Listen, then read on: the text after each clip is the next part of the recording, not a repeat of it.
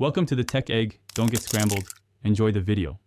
In this video, I will show how to make homemade pesto using an easy method. This classic Italian sauce is incredibly versatile and simple to prepare right in your own kitchen. We'll start by gathering just a few fresh ingredients. You'll need about 2 cups of fresh basil, 1/3 cup of pine nuts, 2 cloves of garlic, 1/2 cup of Parmesan cheese, and 1/2 cup of good quality olive oil. Now let's get blending. Add your fresh basil, the lightly toasted pine nuts, garlic cloves, and grated Parmesan cheese into your food processor.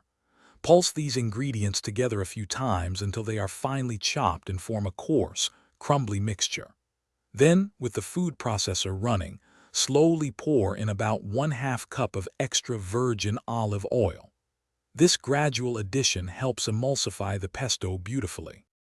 Keep processing the mixture until it reaches your preferred consistency. Some people like a chunkier pesto, while others prefer it very smooth.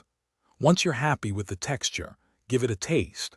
Add a pinch of salt and freshly ground black pepper to enhance the flavors. If you desire a thinner sauce, simply add 1 or 2 tablespoons of water or a little more olive oil. Your delicious homemade pesto is now ready to enjoy.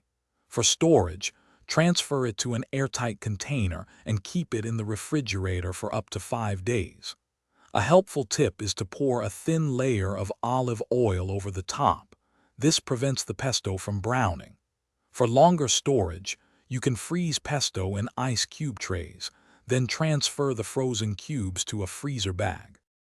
Thanks for watching. Consider subscribing if I helped unscramble your problems.